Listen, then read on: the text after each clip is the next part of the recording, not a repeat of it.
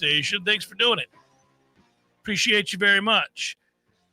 Same goes for those of you that are watching on Warchant TV on the YouTube feed. Thanks for doing that as well. Hello to everybody in the chat. I haven't gone over there yet. I'll check some questions in a bit. Hope you're doing all right. How you feeling, Tommy?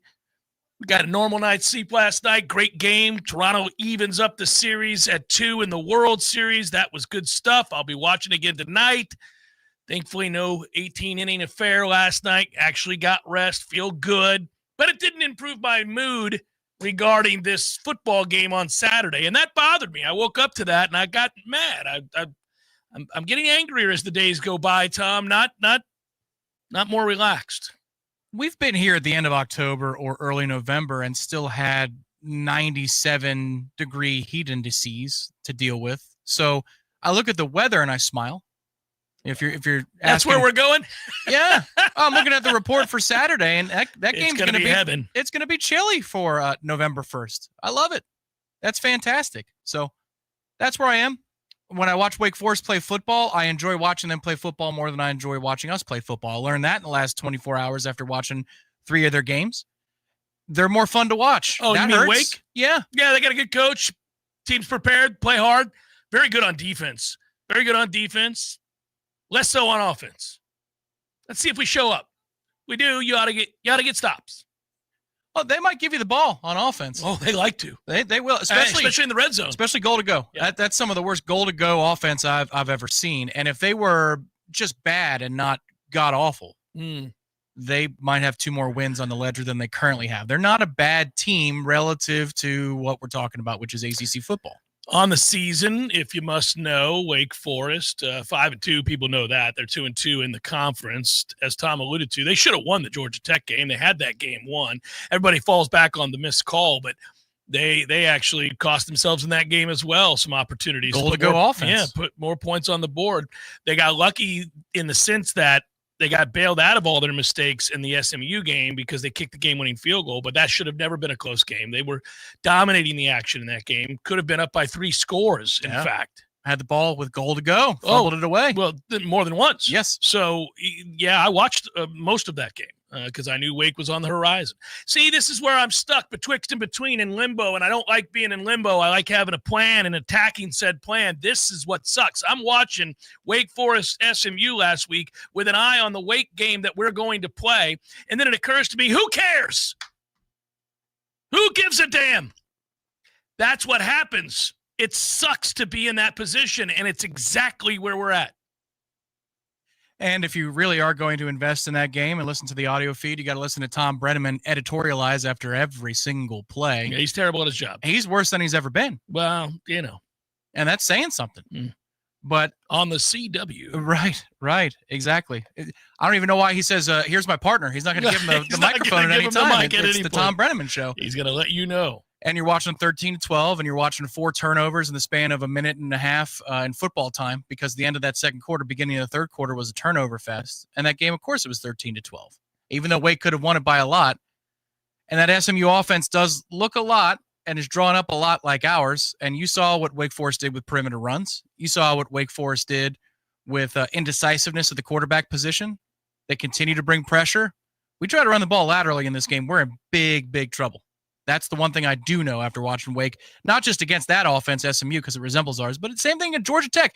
The reason Tech rallied in that game is because quarterback run was a big part of what they did. Well, and they have a guy who is tough as nails, a guy that is really fun to watch play football, is admirable, is tough. He's a football playing Jesse. That's what he is. He is a fun guy to watch, and when you do it, you go, oh, man, I like that. And you're reminded of the way that helps the rest of the team operate. I'm talking about Haynes King, for those that don't know. If you watched him, certainly you did against us in the past, you know that he'll play hurt. He'll get up off the mat. He'll run with a bum ankle. He'll lower his shoulder when it's separated. He'll do a lot of things to help a team win a football game. I wish we had more guys like him. He's not operating at a huge talent advantage.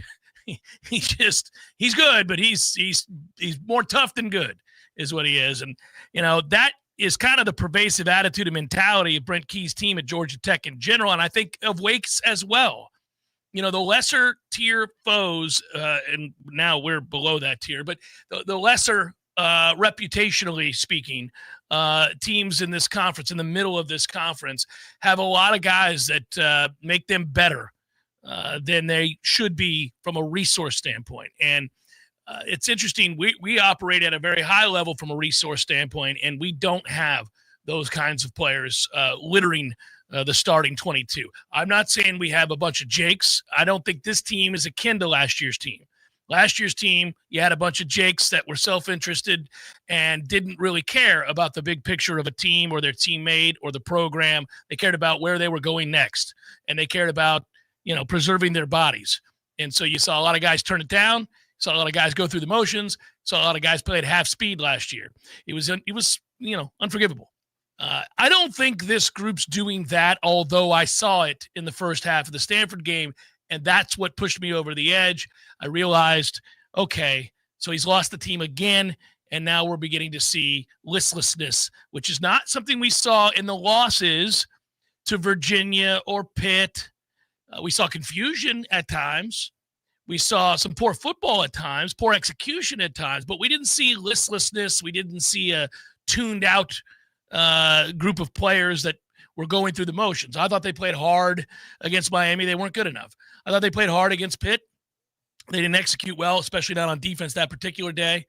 I thought circumstantially they got a little screwed in the Virginia game. But the point would be, the Stanford game was the first, like, oh, so we're doing this again? We're going to do this again. Okay, well, now I'm off of you. And I suppose that's where we're at for Saturday night. Because you might ask yourself as you sit here midway through the week, as I did, and as I frustratingly came to the conclusion again, who cares? That kind of apathy ain't good for a fan base, for a game, for the prospects of going to a game, watching a game, digesting it, talking about it, asking questions about what it means or doesn't, more importantly.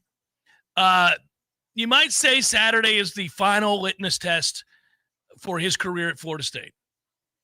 There are people who believe that because nothing's been done yet, that Mike Norvell has one final shot at it.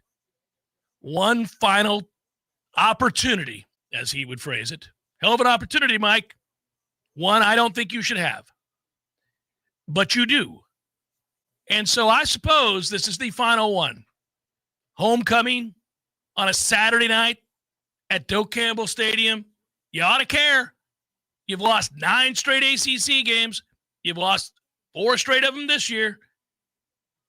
If you're ever going to get up off the mat, if you're ever going to find a way, if you're ever going to slowly shift the overall sentiment amongst this fan base, the alumni, boosters, and supporters of any kind in the community, back in your favor, then we better see a A-plus effort, both sides of the ball, and a convincing victory. This is where you would need a hand from the other team, and that's where we are. This is the worst football program in the Atlantic Coast Conference for the last season and a half. We are. Check the standings. 1 win in 13 games? You know, it's 12 games? It's a toughie. So you're going to need the other team's help a little bit here to start the game, which their quarterbacks will give you the ball. So that could be something that helps generate a bit of a surge. Their punter isn't very good, and their punt returner had a problem against SMU holding on to the ball. Yes, he did. Yeah, and in some pretty critical situations. I just like that it's so casual. It's like, you know, the quarterbacks will give you the ball. Also, their punter's not very good. No. I mean, like it's either line drive and 45 or it's super short. Yeah. So you can, and if you got Squirrel back there, that's the only thing he does for us, even though he's brought in to do so much more. He does catch the ball well, and he is a good punt returner. You could get some short fields and maybe some scores here. But this is where, like, for the Bucs this weekend, you're watching us play New Orleans. I think we talked about this on the air. And we're clearly protecting Baker. They're clearly all very hurt, and they're just trying to get through this thing. Get to the bye week with a win. Just get home. If we lose this game less than New Orleans loses this game, we're going to win this game, and then we're going to go to the bye week. We were going against 2 quarterbacks that can't play. Correct. So by the middle of the second quarter, even though the game is within touch on the scoreboard, you're going, oh, New Orleans is just that bad. Yeah, they are. Thank God they're just that bad because we don't have anything for them today on offense. Yeah, not on offense. We don't have anything for anybody on offense. I don't think Wake is that type of opponent for the Noles this weekend. No. That team is flying high. That team is playing with confidence, and you can see it in watching their games against NC State and Georgia Tech and SMU. And you go down the calendar towards where we get now, you can see improvement. You can see confidence, playing for each other, elevating, playing violent, swarming to the football like a bunch of hornets. They're not going to bail you out. You're going to have to earn it. And that scares me because I don't know that we care to earn it. I think it might have been beaten out of us, and I think that's a fair thing to assume at this point. Well, that's why I said the Stanford game was the one where I went, oh, now I was mad about the other three. But the Stanford game, if you show up and you care and you lock in, you're going to get it. You're going to get an OW. You're going to end the losing streak. You're going to have a chance to right the ship. You're going to leave there with a win and a bye week to lick your wounds and to get right for the last half of the season.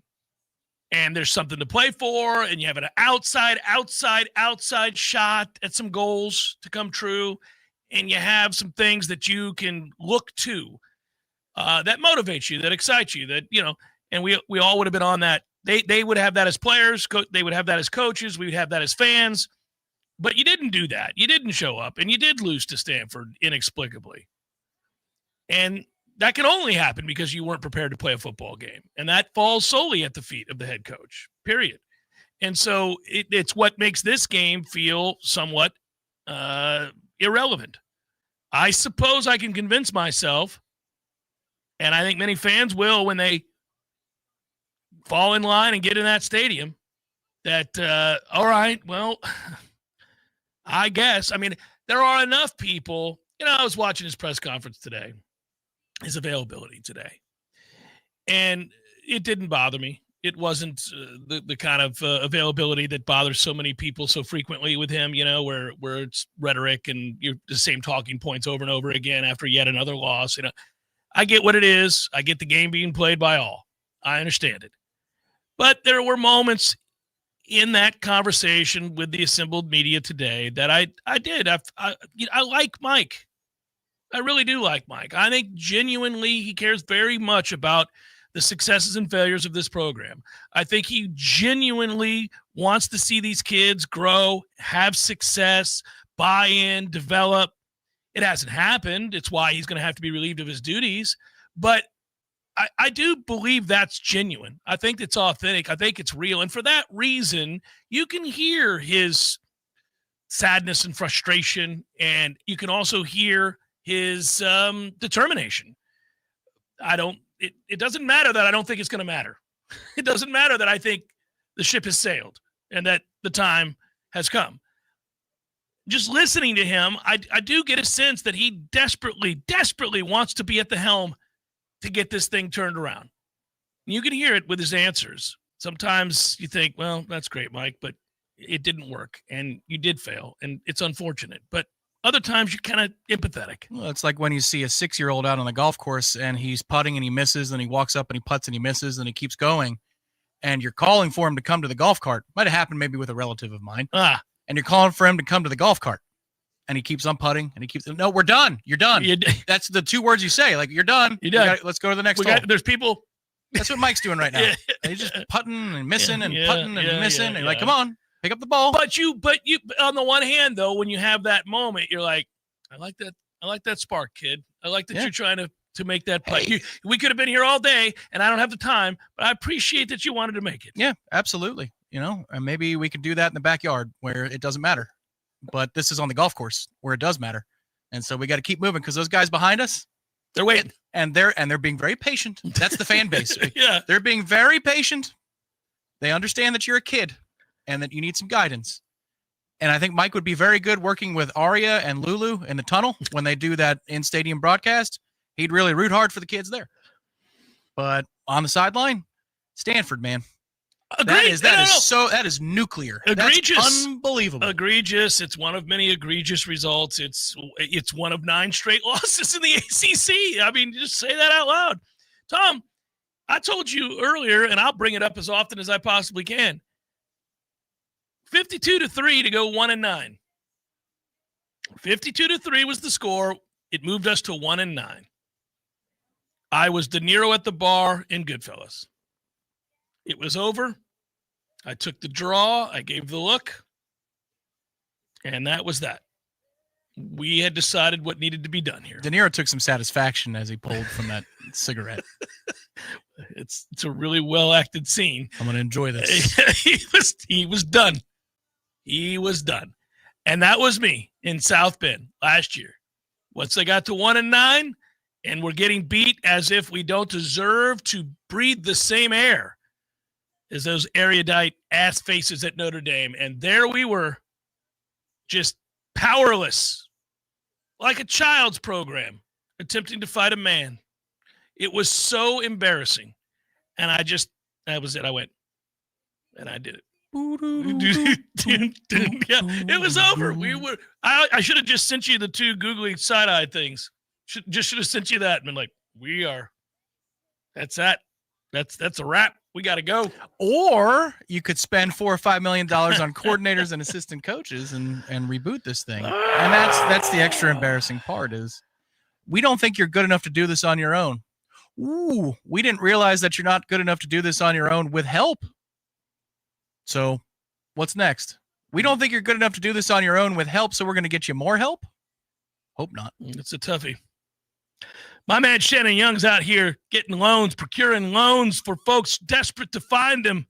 That's that unwavering commitment that I talk about.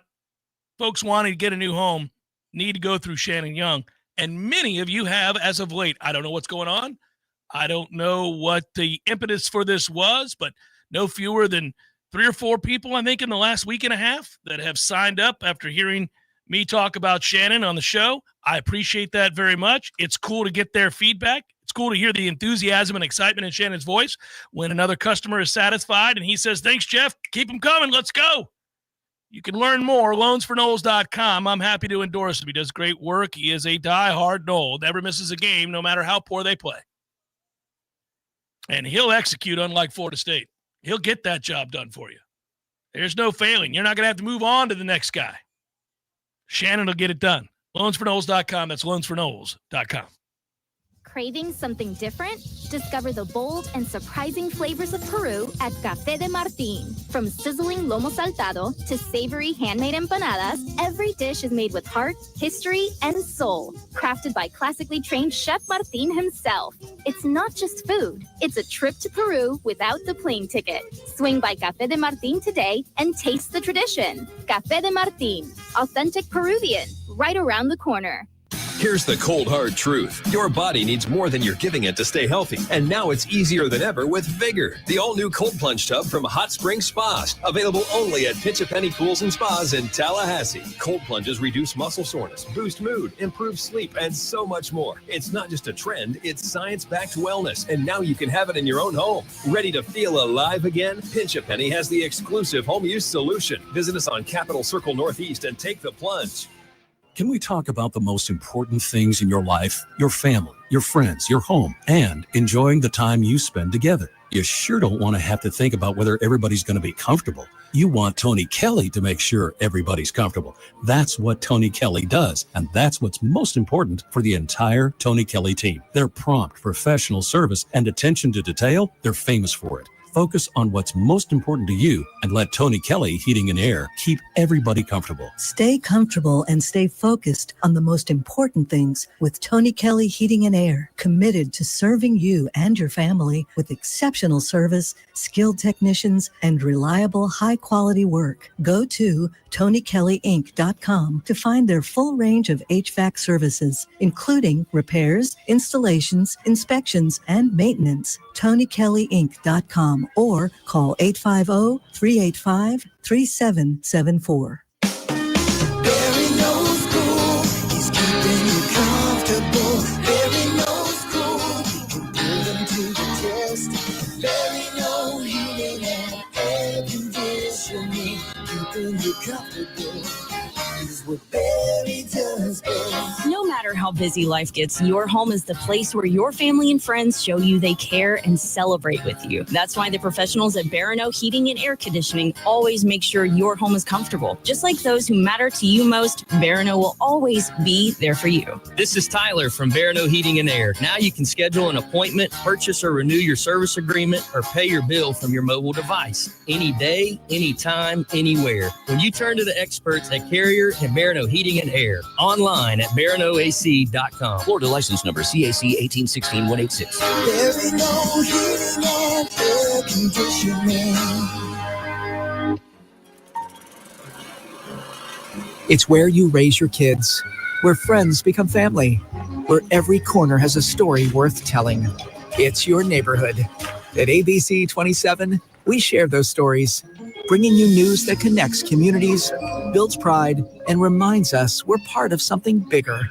We are ABC 27, in your neighborhood. Hey, this is for my homeowner friends out there. You know who you are. When you get your grass cut, you're going to inspect the work, make sure it's good. Get your house painted, check around every corner and edge, make sure that's done right. Get a new roof, get to get eyes on those shimmering new shingles. Get your septic tank cleaned. Bet you're not popping your head down in there to take a look around. You got to trust it's done right. I'll make it easy. Go see my friend Greg Miller, Miller Septic. They're my guys. I trust them, and you can too. MillerSeptic.com. That's it. That's the commercial. That's the whole thing. Check them out. That's MillerSeptic.com. If you've been putting off cleaning your gutters, the wait stops now. Because for the entire month of October, Gutter Solutions and Waterproofing will do it free. Don't wait until water damage costs you thousands. Get your free gutter cleaning today. No strings, no gimmicks, just a clean slate for your gutters. Go online now at guttersolutions.net. That's guttersolutions.net. And schedule before October ends. Gutter Solutions and Waterproofing. With us, it's personal. The Jeff Cameron Show is a production of the Warchant.com Multimedia Network. Check out Warchant.com today for the latest news inside Florida State athletics. That's Warchant.com. Now, back to Jeff on Real Talk 93.3. It's Jeff Cameron Show 93.3, Real Talk Radio, Warchant TV. What is admittedly, I think, frustrating is that there isn't, I was just reading an article during the break. Bruce Feldman released his list of potential candidates to replace Brian Kelly. They're the same in many cases to replace Billy Napier. You're talking about Lane Kiffin, top of that list. Eli Drinkwitz at Missouri is certainly on that list as well. It's interesting. He has Arizona State coach Kenny Dillingham on that list, and it got me to thinking about our position and whether Kenny would come back, whether we would want Kenny back or not. Of course, he's coaching at his alma mater. He loves Arizona, and he's doing well there. Obviously, he just had an 11-win season a year ago, finished the year ranked number 7 in the country, nearly knocked off Texas in the playoff. And this year got off to a little bit of a shaky start, but he's 5-3 now. And again, at Arizona State, get anywhere close to 8 wins this year, fresh off a playoff appearance last year, you are moving in the right direction, and certainly appears that he is. I don't know that I'd go that route, but that's his name could come up. Obviously, Vanderbilt coach Clark Lee, everybody's going to look at him right now. The guy I love is John Sumrall, who cut his teeth in the SEC, was a linebacker in the SEC, started coaching at Kentucky when he was at in the SEC. Still, this is a guy who did some things, went to Ole Miss, and then now obviously doing well in his last 2 coaching stints. He's only 43 years old. He's 38-10 in his career as a head coach. I don't think LSU would hire him necessarily. I don't know that the fan base would be too terribly comfortable with that. He seems more likely a candidate to go to Auburn when they fire their coach. So there would be a guy that I think would be on my short list of guys that I would like to reach out to. But even that is getting messy because he's on that list. Brom's on that list for me at Louisville. Yes, he too is coaching at his alma mater, but I think he would leave. The sense I get from talking to people is that he would leave for the right job. But now he's mentioned as an outside candidate for a couple of these big jobs as well. So the further down the list you get where you think maybe you're getting one of these up-and-coming late 30s, early 40s, mid-40s kind of guy, has the energy, has done more with less, would maybe take $6 million a year instead of a robust 12 to 14. Even those guys now are starting to get mentioned in the same breath for a job like LSU, for a job like Penn State. And that means you're going to have to go further. You're going to have to go further down that list. Alex Golish would be somebody that I think will get mentioned, but that certainly wasn't ideal for him to have coughed up the Memphis game. I know that guys like that,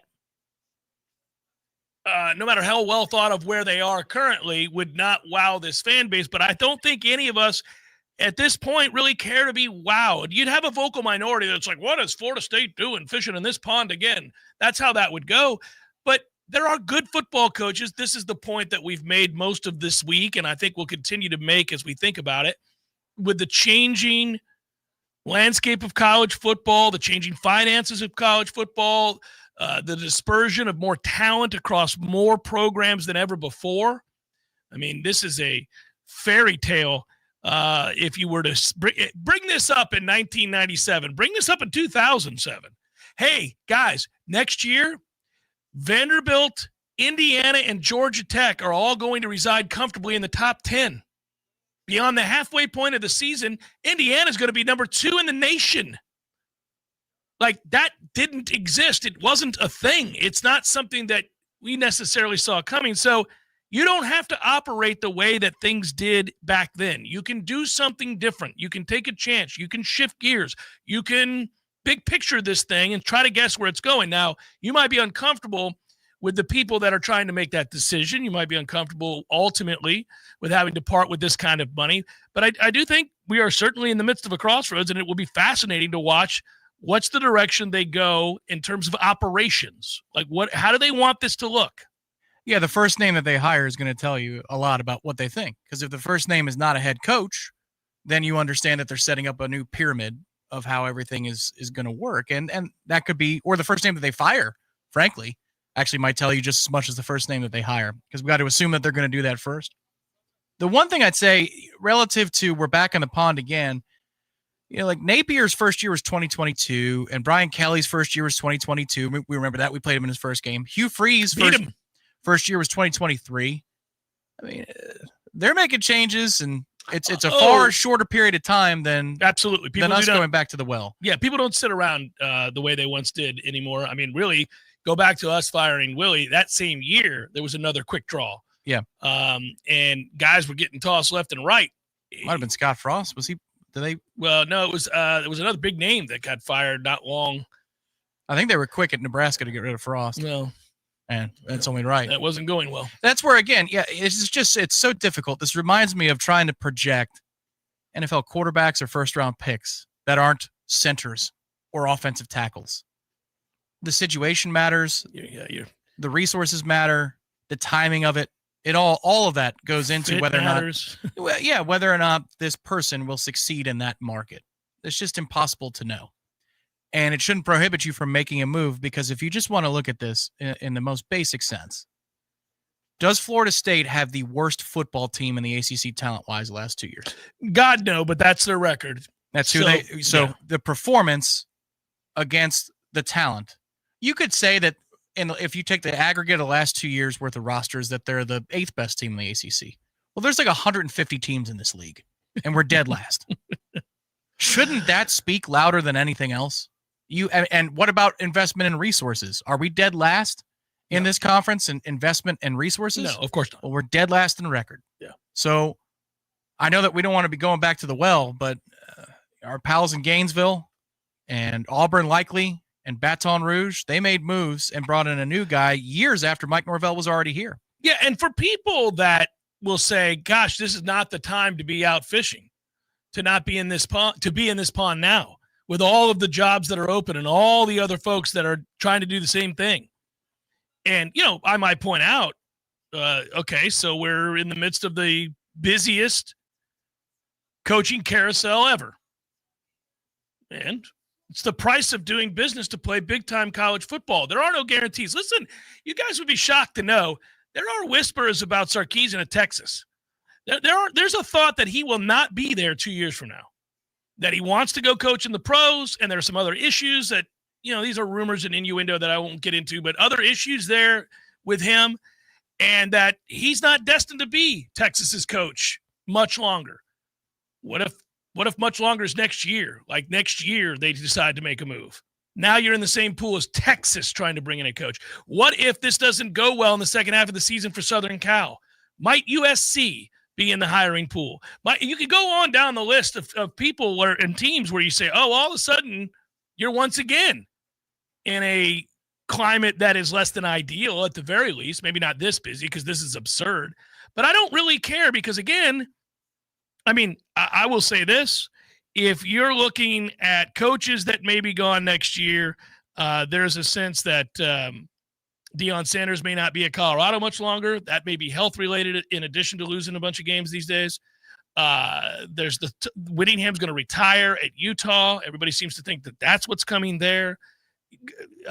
Doran may be gone at NC State, not because he's doing a poor job, but a lot of people think he's on the cusp of retirement now. There are a lot of jobs that are going to come open, is my point, next year. Really, this is just the business you're in. And let's say that Clemson spirals again next year. Maybe Dabo wants a fresh start somewhere else, and he would still have the clout to go get a big contract on that market. Somebody would absolutely hire him and give him a shot to have a second, and he'd be able to pitch that. Like, look how good I've been for how long I've been good. I just needed a fresh start. So Clemson could come open at that point. But that can't, and I think you agree with this, that can't paralyze you to do nothing. That's my point. No, it cannot. Just because, Auburn's still going to fire their coach coming up. It seems like Hugh Freeze will be out of there, and we can name 4 or 5 more.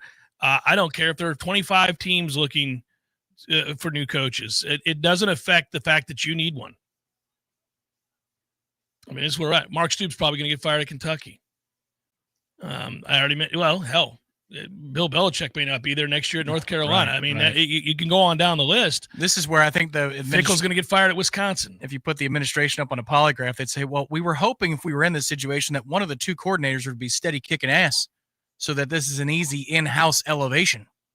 But that has not been made easy because there is not one side of the ball that is kicking ass. No, and you have statistically there is, but yes, I agree with you. It's a little hollow for a lot of reasons. The OC's numbers rank nicely. It's a mirage, but they do. I wouldn't want him to be our head coach anyhow, and it looks like he doesn't care to be our OC. No. Half the time I watch him, my man he's absolutely indifferent. Well, yeah, if you could use one word to describe Gus and how he presents himself in press conferences, would it be collaborator? I don't think it would be. It's annoyed is what it would be. I think of the word island or castaway. That's what I think. He's in his own world over there. And yes, it has been hollow. I think he's called some good games, but hadn't in a minute. Pitt was no good, and I don't think Stanford was good. And now Mike Norvell said he's very encouraged by where Tommy Castellano's health is going to be on Saturday. Well, if he's gimpy, I don't love this matchup for a gimpy Tommy. No, listen, the whole with thing, that defense. I want to continue to reiterate this, and I did before we brought him in, and I know he had a great game against Alabama, and then everybody knives out. You said he can't throw. He's an inconsistent passer is what I said, wildly inconsistent. And that is 100% what he's been. So why do I bring that up? To take shots? No. You never brought him in here because you thought he was a great passer. You brought him in here because he's a great runner. And that running opens up the other elements of the offense and the other aspects of the passing game and allows him to be fallible as a passer because of the dynamic runner that he is. It creates all kinds of offense for you. And in the passing game, it does. But if he can't run, and he's not going to be a dynamic runner at all, or even a willing runner at this point, you can't start him. He doesn't do anything else well enough for you to overcome that deficiency. That's the only reason he's here. And this is where I know what you're saying, and I agree with you about the complexity of the passing offense. It isn't there. That isn't Gus's style. These things are open if somebody could bother to hit them. And watching Wake, the 2 things I think they're susceptible to are downfield passes. I know they like to play a lot over the top and umbrella, but they also like to blitz so much that there's some things that are going to be open if you can execute a downfield pass. But blitzing a gimpy quarterback spells doom for us. Right, exactly. It is, well, these are the things that you can beat them with, are downfield passing and quarterback run. And if you got a gimpy Tommy, I can't count on either of those things, which is where this matchup goes sideways. I think you could consistently run the ball between the tackles and get a Trey Benson-like performance out of the group as a whole, where there's a lot of 1s and 2s, but then you'll hit a 45 or a 60. Yeah, I think you can do that against Wake. But Gus likes to break ranks and do misdirections and perimeter stuff every 5th play, and this group doesn't fall for it, and this group swarms to it.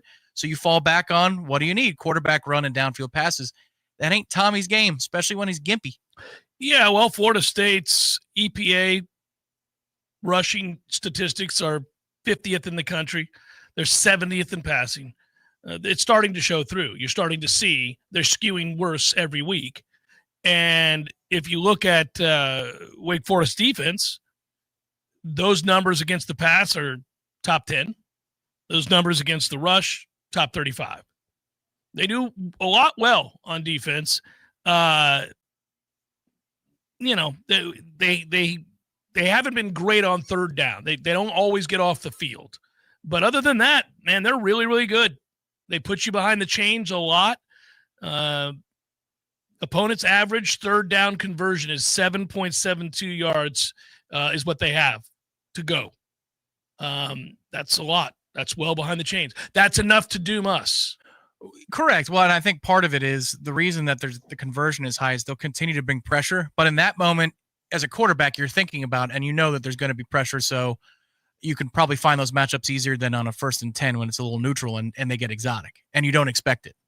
And also, if you take a look at Wake and what they've given up on the ground, a lot of that happened earlier in the season. They've gotten better against it. Hey, you mean a team is improving and adjusting to what their strengths and weaknesses are? It's something to see. Boy, I tell you what. Team that gets better with each passing game, not worse. A team that figures out who they are, leans into their identity, and plays that way as the season goes on in order to hide, obscure weakness. Yeah, nicely done. And I think you can throw them out of it if you could throw.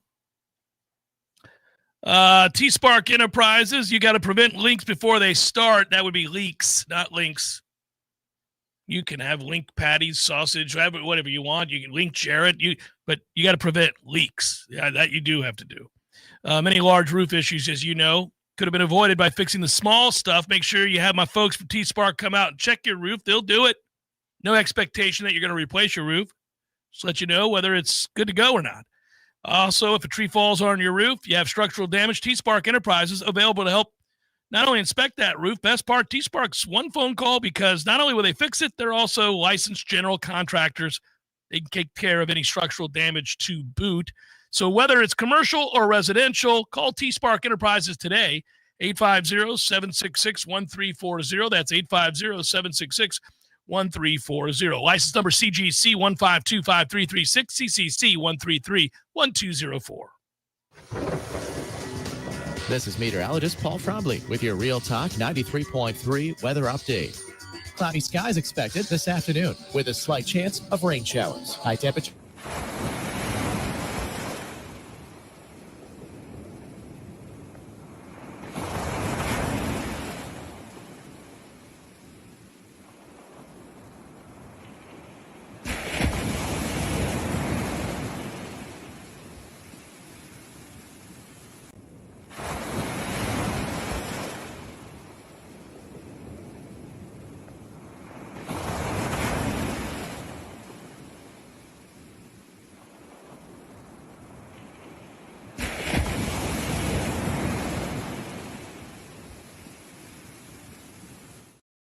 To success. ISF, your vision plus our expertise brings your brilliant ideas to life. Visit ISF.com to learn more. ISF, solving the future. Game day in Tallahassee starts with energy, and nothing fuels that spirit like Grassroots Coffee brand new End Zone Blend. That's right. Every cup of End Zone Blend doesn't just taste incredible. It also supports our Florida State Seminoles football program. Grassroots Coffee knows it's about commitment and being all in. Every sip of End Zone Blend helps push the program forward, supporting the grind and the climb. So whether you're at home, have a business, or just getting fired up before kickoff, make End Zone Blend part of your game plan. Support local and our favorite coffee roaster. Order Grassroots Coffee's End Zone Blend today at grassrootscoffee.com. And let's keep driving the Noles to victory. It's that easy. Drink Grassroots coffee and help support the Florida State Seminoles. And don't forget, you can get 15% off your first order at grassrootscoffee.com. Grassroots Coffee's brand new End Zone blend. Grassroots Coffee. Made for everyone.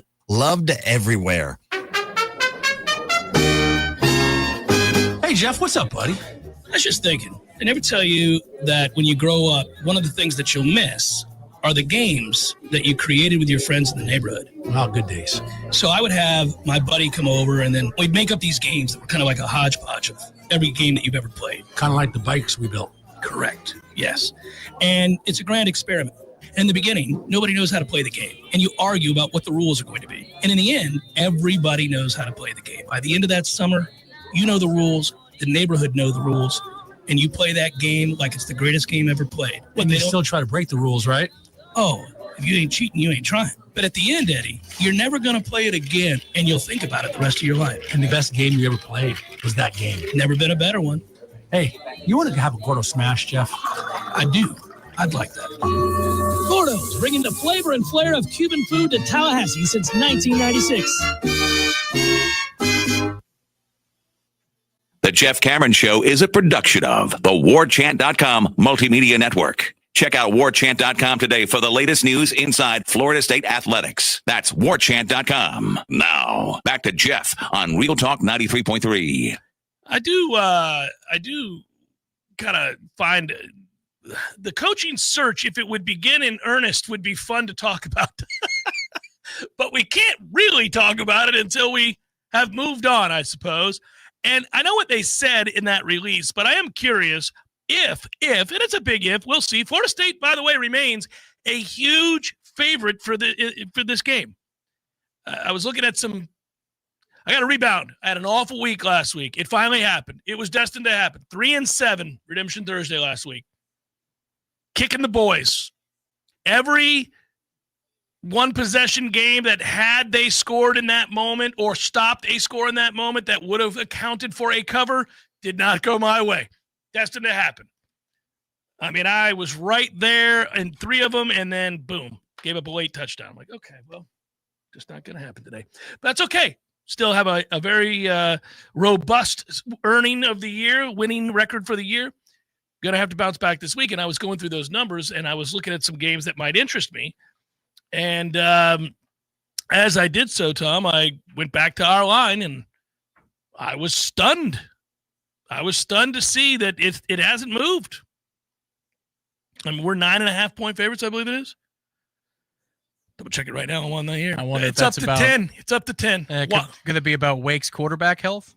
Does it matter? They're preparing for both, Mike said today. Yeah, but could both be out? That's what I'm saying. I'm just trying to find some wonky thing that would have the Sharps say, oh, well, they could talk about it in the injury report all they want, but you're going to be facing a third-string quarterback, so yeah, that's why we're going to skew this thing 2 scores to Florida State side. I got to tell you, the fact that it was 7 to start the week and then went to 7.5 and then went to 9 and then went to 9.5 and now it's 10 as I sit here today talking to you, there's real information coming out of Wake that clearly they've got a lot of injuries. There's just no way that number moves 3 full points. Florida State's awful loss to Stanford. That has to be about Wake myriad injuries. Has to be.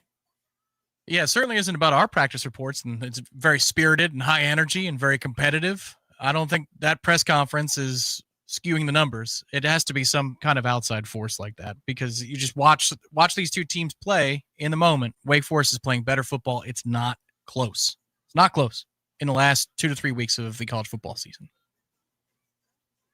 I'm kind of curious. Do you feel that do you think Mike is being forthright? I want to be careful how I word this. I'm not accusing him of lying. It's gamesmanship at the very least. I mean, and there's nothing wrong with that. I'm just kind of curious. Do you think he's being forthright about Tommy? I don't know. He's never really been forthright about injuries.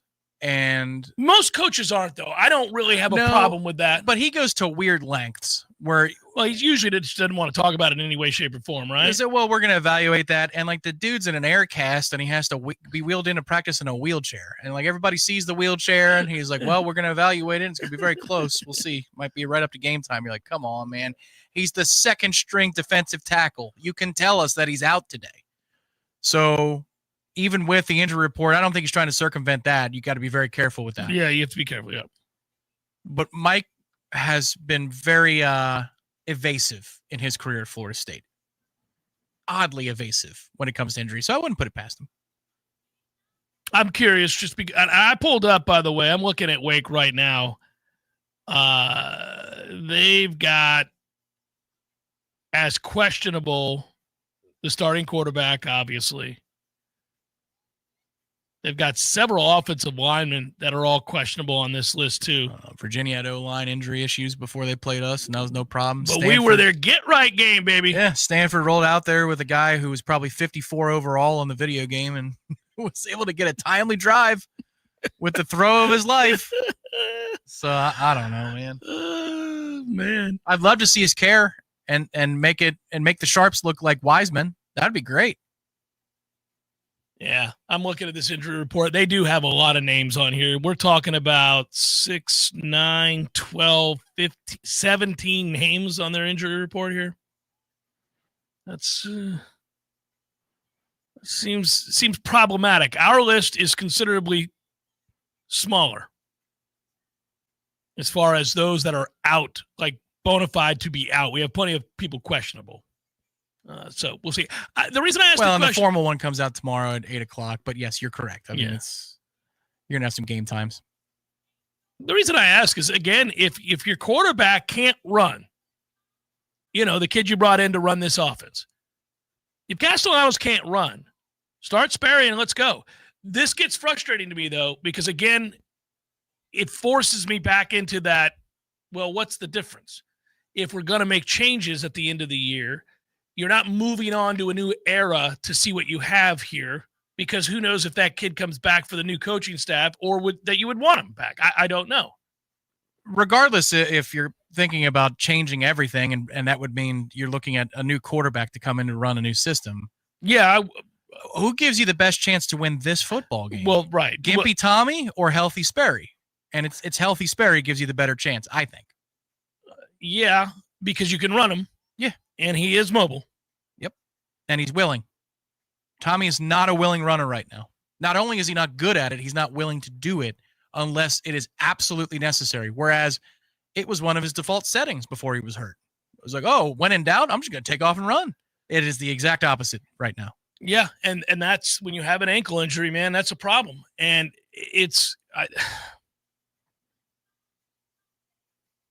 you can't start him if he's not going to run. I just don't think you can at all. You don't give yourself a chance to win the game. You become very, very predictable, and he's not a good enough passer. That's the point over and over and over and over again until I'm blue in the face. Yeah, and stop doing it. If you think an end around is going to work, it ain't. These guys are quick to the perimeter. They're not very strong straight ahead. They're not very strong, Wake Forest, but they're quick. They're together. They understand the nuances of each position. They trigger. They get downhill, and that adds up for a lot more than just measurables in the weight room. I mean, I'm sure we're a lot stronger if we do baseline physical testing and aptitude testing than they are defensively. They're better. Well, you're getting back into the what happens on teams that are coached well and are cohesive, and it's a program, and there's a good locker room and a good culture. They get better. They work hard. They play better together than individually the way they would test, the old sum of your parts thing. And that's exactly what they are. And that's what a lot of these middling teams who have better records in the ACC than Florida State are. That's how they get by. Listen, I brought up before that I have great admiration for Narduzzi. I think he does a great job of building a program to resemble kind of who he is, by the way, and most coaches do that, they subconsciously or not, right? That's what they do. But he knows what Pitt is. He knows what they can be. He knows what they are. And the players end up knowing that too. They play a certain way. Are they going to have faults? Are they going to have a talent deficiency when they play some of the better teams in this league or outside of this league. Sure. Yeah, they're not Alabama or Georgia. That is true. They're going to have some of those issues, but they're always going to play hard. They're always going to play tough. They're always going to play together. They're going to be very physical, even in years where they don't have a stout defense, like a dominant Narduzzi defense. And, he loves to bring pressure. He's always going to do that. They are still tough.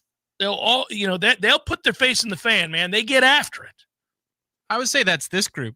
They're not terribly gifted in the secondary this year, but the pressure takes a lot of pressure off of that because there's not a whole lot of time to expose them for it. I think this group, from what I've seen, Wake Forest is a more impressive defense than Pitt's because they're quicker. Well, but my point is they are who they are, and they know what they are, and they play that way together. That's what Narduzzi does at Pitt. This is what this new coach is clearly doing at Wake Forest. This is what you see with some of these programs. Exactly. It's a very similar test because they're going to add another guy to the rush. They're going to get downhill. They're going to challenge you. They're going to challenge you and force you to hesitate. And if you hesitate, they got you. And that's the whole thing here. If you have a little bit of presence about you, maybe a little pocket presence, and you can hold up in the face of a rush and you can pick it up, and there's some things to get down the field. There's some things to get there, but you've got to break them out of it. They're built to be up early. Like, that's the way it looks to me. The way that defense is constructed, they're built to confuse you and buy time so they can get up early on the scoreboard and continue doing what they're doing. But if you can break them out of it, now you got them on the ropes. I just don't know that we're going to come equipped for that fight. I hope so, because then Deuce is going to have a really big day if you're on it in terms of throws down the field. We'll see, man. They're going to challenge your manhood. Going to be one of these times again where you're sitting around going, are you kidding me? Who the hell is Jake Dickert? And why is he a better coach than the one we have? Yeah, well, go through that litany of places that he's been, man. It's unbelievable. Hour number 2 forthcoming. Stay with Jeff Cameron Show 93.3 Real Talk Radio and Warchant TV.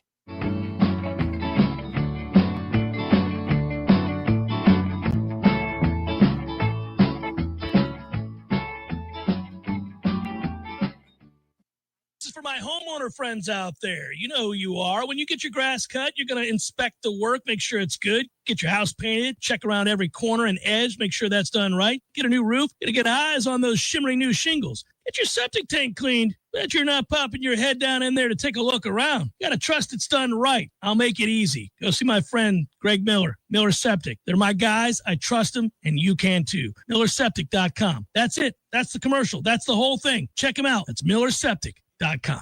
T-Spark Enterprises, roofing and construction services. T-Spark Construction.com. We conquer all peaks. We fix those darn leaks. Call 850-766-1340. T-Spark Enterprises, roofing and construction services. T-Spark Construction.com. License number CCC 1331204. If you've been putting off cleaning your gutters, the wait stops now. Because for the entire month of October, Gutter Solutions and Waterproofing will do it free. Don't wait until water damage costs you thousands. Get your free gutter cleaning today. No strings, no gimmicks, just a clean slate for your gutters. Go online now at guttersolutions.net. That's guttersolutions.net. And schedule before October ends. Gutter Solutions and Waterproofing. With us, it's personal. Give your business a facelift with a modern, consistent, creative brand overhaul from Curiosity Marketing Group. These days, it's not enough for your business just to have a standard website or a Google listing to reach your customers. Your business needs to stand out with eye-popping branding, modern web development, and strong marketing. And it takes a team to pull it all together. Words and websites matter. At Curiosity, we make the most of yours. Find out more at curiositymg.com. I used to fight almost on a daily basis working on my business website. I'm a pretty smart guy, but I could never get it to function the way I needed it to, and I was losing customers because of it. That's when I called Curiosity Marketing. They listened, they understood, we collaborated, and in the end, they delivered beyond my highest expectations. Now, I can barely keep up with the work. They say the future belongs to the curious, and now I'm excited about the future of my business. Find out more at curiositymg.com. Love to compete on the dartboard? Then it's time to head to the CP. The Corner Pocket Bar and Grill is Tallahassee's premier dart bar, featuring steel tip boards and soft tip internet play. The Corner Pocket hosts leagues and tournaments regularly. Just check out their social media to find a time that works for you. And in between games, grab a pint and a bite in the cool AC, or enjoy yourself outside on the deck. Whether you want to catch a game or start one of your own, the place to be is the Corner Pocket Bar and Grill, 2475 Appalachian Parkway. Tallahassee loves the Corner Pocket. Coming up next, more of the Jeff Cameron Show. Live and local on Real Talk 93.3. WVFT, Greta, Tallahassee. Your Sports Flash update on Real Talk 93.3 in Tallahassee. The Miami Dolphins have a short week getting ready for Thursday Night Football. They will take on Baltimore. Edge rusher Bradley Chubb, who's been dealing with both a shoulder and foot issue. He was a limited participant in practice on Tuesday, but right now it looks like there is a good chance that he is going to be able to play. Safety Ashton Davis with the quad and tight end Julian Hill with the ankle. Did not participate at all in practice. NHL hockey, the Tampa Bay Lightning knocked off the Nashville Predators by a 5-2 score. That ups the record to 3-4-2 Thursday night. They're going to play host to Dallas, and the Florida Panthers lose to the Anaheim Ducks in a shootout 3-2. The Panthers are going to host the Stars in a game that's coming up on Saturday. This Sports Flash is presented by Progressive. Bundle auto and home, renters, or condo insurance and save with Progressive. I'm Matt Pauley on Real Talk 93.3. As you probably know, Fulmers buys, sells, and loans on just about anything of value. What you might not know is that when you buy something from us, we guarantee the total satisfaction of your purchase. Buy it, take it home, and if for any reason you decide you don't want it within 7 days, Fulmers will give you 100% of your money back. And if you decide you don't want the item within 30 days, Fulmers will let you exchange it for something you do want. At Fulmers, we guarantee you're going to be happy with your purchase or we'll buy it back. Fulmers, check cashing, pawn service, and sales. 2 times more than you might expect with 2 great locations. This is Alex from Fulmers. We've been buying gold and silver jewelry, fine watches, and other collectibles for over 45 years. But did you know Fulmers buys and sells gold and silver coins, bars, and bullion? Don't get scammed online or pay high shipping and handling fees. Call or stop by Fulmers for a quick and easy quote. No matter if you're new to investing in bullion or have been collecting a lifetime, Fulmers is your local source for buying, selling gold and silver coins and bullion. Fulmers, more than you might expect with 2 great locations. From the team behind Mac and More Systems comes IOWise, Tallahassee's trusted source for IT services. Protect your business with 24/7 cybersecurity, managed IT support, cloud storage solutions, network design, voice over IP phone systems, expert tech counseling, and more. Whether your business is growing fast or just getting started, IOWise keeps your systems running smoothly and securely. Local service, big solutions. Visit iowise.com today and work wiser with IOWise. Pay-per-view fights can ring up big bills, especially since in the Octagon, there is one every few weeks. That's why the 7th Hill Tap Room, right downstairs from Corner Pocket Bar and Grill, carries every single fight. Plus, unlike most pay-per-view bars, there's no cover charge. And drink specials, too, like $3 select domestic beers and more. And if you enjoy international soccer, 7th Hill opens early. $2 mimosas on Sundays, anyone? The 7th Hill Tap Room, 2475 Appalachian Parkway, just downstairs from Corner Pocket Bar and Grill. Get ready for the fantastic Halloween Fest on the Plaza at the Donald L. Tucker Civic Center, presented by Publix. Thursday, October 30th at 5 p.m., the Tucker Center turns into a Halloween wonderland for kids of all ages. Enjoy trick-or-treating, pumpkin painting, interactive games, a costume contest, and of course, candy while supplies last. Come in costume, bring the whole family, and enjoy a spooktacular evening. It's Halloween Fest at the Tucker Center. Visit tuckerciviccenter.com. Real Talk 93.3 and the Greater Tallahassee Chamber of Commerce proudly welcome this month's newest chamber members. Businesses making a difference right here in our community. Ben Clark CPA and Advisory Services LLC. Janny King of Tallahassee. Preferred HCM. Ronald McDonald House Charities of Tallahassee. Smalls Sliders. Theater Tallahassee. And Tallahassee Pulmonary Clinic, PA. Thank you for investing in Tallahassee and growing local with the Greater Tallahassee Chamber of Commerce. Find out more about chamber events and membership at talchamber.com.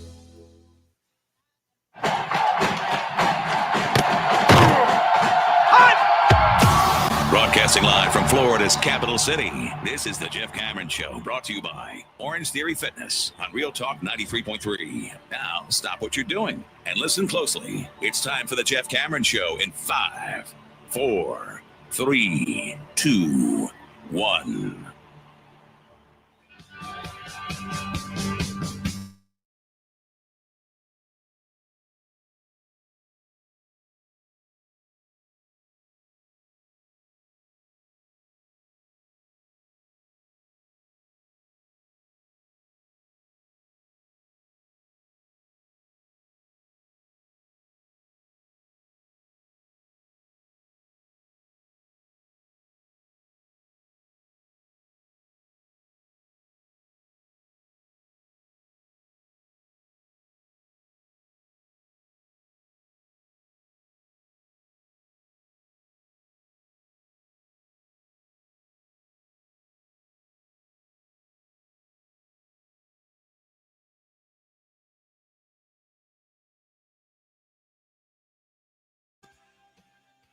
We don't like. Slate's weird. It's not. I thought it's set up to be pretty good at one point, but it's not. It's partly because of some of the things that have happened regarding the seasons. Now we're guilty of this every year, so a lot of people can point right at us and say, "You screwed it up. If you had your act together, this would be a great game." But because Penn State sucks, we miss out on what was going to be great, man. Penn State, Ohio State at noon. Nope. I thought we would be talking about Franklin's latest opportunity to lose to Ohio State in a big game with anticipation and hope. Instead, Ohio State's favored by 20.5, and Franklin's been fired. Ohio State's living right, man, because that Texas game, of course, was built to be this other thing, and it's the coronation, the arrival of the next Manning. And that game was ass, and it was all defense. And then this was another one of those landmines on their schedule against Penn State. Of course, Michigan's down right now, so it's not as though Michigan was down when they beat them last year. That game is going to, but you know what I'm talking about. Right. It just in terms of the pomp, the circumstance, right. The difficulty of the schedule. Ohio State is living right. They're really good. They're the reigning champs, but also it always seems as though Ohio State's schedule, that's a talking point, much like the Saints and the salary cap. It's Ohio State.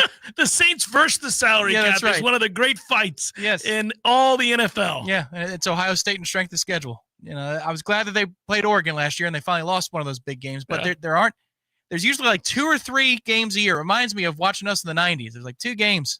The rest of them, it's how much you're going to win by. Well, the other problem they have is they're just so much better than the rest of the Big Ten that even though there are some good teams in the Big Ten, you're not at that level. So you just get housed every time, and we look at those games as being whatever. But if anybody else were playing those games, it could be a good game. Not for them. Yeah, sure. Especially, yes. Oh, the ball bounces the right way. Or right, yeah, right. Yeah. For Ohio State, this schedule was Texas, which we thought was going to be this other thing. And you get credit for doing that, though. You know, that's the thing. They did schedule it. They did. Oh, they tried. Yeah. They tried their best. They tried, yeah. Grambling, Ohio, Washington, Minnesota, Illinois, which could have been good, but obviously it wasn't. Wisconsin, and now here's their 5 games remaining. Penn State, Purdue, UCLA, Rutgers, and Michigan. Yeah, they're going to win those games, Tom. They're going to be undefeated. Yeah, is what it would appear to be. Put them on streaming only. Yeah. Ohio State, Penn State's the noon game, so that's not the game we all thought it was. That's where the Fox Noon crew is going to be, I assume. They got to be pissed. They've had a bad slate this year at Big Noon. Well, they had games that on paper looked like they were going to be good, but I laugh at Big Noon. I'm like, why did you go to the Northwestern Oregon game? Why were you at that game? Why was that the one you picked? You knew Northwestern was going to get housed. What the hell are we doing out here? Anyhow, Vanderbilt, Texas is a good game. A very good game. In Austin. Number 9 versus number 20. Could have been a better game if Texas was what they were supposed to be, but they're not. I thought Miami SMU before the year started. We got excited about that game. It's one of the rare times that Miami leaves the state of Florida. Literally, that's not a sarcastic jab. That is true. Miami basically plays in the state of Florida all year long. But not this one. This one, Tom, as you'll recall, will be played at Gerald Ford Stadium. The Gerald J. Ford Stadium in Dallas, Texas. But once again, it lost its luster because SMU lost to Wake. They're unranked. Here we sit. Miami's 10. Took care of business against Stanford. Don't know how they did it. After we ran into that juggernaut that was Stanford, I thought, Miami, boy, got to be careful. Turns out they didn't have to be careful. They won 42-7. Don't know how, though. It's really not possible. I have to go back and watch that one, do a deep dive, Tom. Must have got a lot of lucky breaks. All of them. But yeah, man, this isn't the stellar weekend of college football that it could have been, at least for those early games. I was really greatly anticipating a little something there. We do get Oklahoma, Tennessee at the 7:30 game while we're at Florida State Wake. Guess I'm kind of curious what's going to happen with the USC Nebraska game. That's in Lincoln. Not much, buddy. I'm browsing here. Just don't see it. Not a lot. Looking for live wagers. Could do better. And good fourth quarters. That's what this weekend's about. Live wagers and good fourth quarters. I guess we'll get a juggernaut matchup between Virginia and Cal at Cal. Well, 345 actually. Well, Virginia you know just what? survived. Yeah, Virginia just, it was a look-ahead spot. They're looking past North Carolina, worrying about that trip over the West Coast. Yeah, 17-16. And was it double overtime or single overtime? I think it was the first one. It's ridiculous. Yeah. And it makes me mad because I'll tell you something. Virginia beat Washington State 22-20. Virginia beat North Carolina 17-16 in overtime. We were also sure that Virginia's a pretty good team after they beat us. Hey, the one thing I would say, though, hey, Ole Miss has some trouble with Washington State, too. That Washington State team can compete. Yeah, well, you know who can't? North Carolina. They suck. That's fair. Just don't be looping in them Cougs. I'm looping in a bunch of – look, man, they didn't light up the scoreboard. They dropped whatever they dropped on us, 46 or 45 or whatever the hell that was. Overtime aided, but yes. They had to fight like hell to muster 17 in overtime against North Carolina. Fight like hell to rise up and get a 22-20 win over Washington State. And they hosted that game. Washington State flew all the way to Charlottesville, and we were in a dogfight in the fourth. Don't know how the Cougs did it. It's so aggravating. We're the worst team in the ACC the last 2 years. There was a gentleman in the chat who said, remind Tom and Jeff, or inform them, he said, that we got the number 2 offense in the country and the 35th rated defense in the country. Okay. I'm looking at across 2 different coaching staffs because you've got coordinator changes last year to this. I'll remind that gentleman we're 0-4 in the ACC. We lost 9 straight ACC games, and we're 3-4 on the season. Well, we've got one. And we scored 13 points against Stanford. Yes, and they've got one more ACC win than you or I do since the beginning of last year. Since the season kicked off in Dublin. That's Dublin. That's a long time ago. It was Dublin. a good time, though. We lost that game, but boy, did we have fun in Dublin. What a lovely, lovely time that was. I did find myself looking to see who the 2027 Aer Lingus College Football Classic game was. Another Food Lion Classic, or have they moved out of the Heartland? Well, it's an earnest game. Okay. It's Pitt. All right. That's the earnestness. Yeah. And then Wisconsin, which is the party. It's also earnestness at Wisconsin, but there is a party. Well, yeah. And will Fickle get the chance to go to Ireland? No. He can afford it once they fire him, but yeah. No, it'll be he can go as a viewer. Narduzzi and Barry Alvarez is back. I don't know who it's going to be, but that'll be some kind of party. Madison to Dublin. There you go. Well, they party in Madison. They have a good time on game day in Madison. It's you want to watch. It's interesting. I got in a conversation the other day. We brought this up a lot lately. So one of the other reasons that you don't need to spend $12-14 million annually on your head coach and guarantee the years and have a buyout that is absurd is because we're living in an era now where the ability to stockpile and create elite depth on rosters is all but gone. A couple programs can right now. And they're the ones that had it rolling before all the rules changes. Ohio State, Georgia, schools like that. But for the most part, these rosters, your starting 22 might be really good. A couple injuries to any of these teams, and they get thin quick.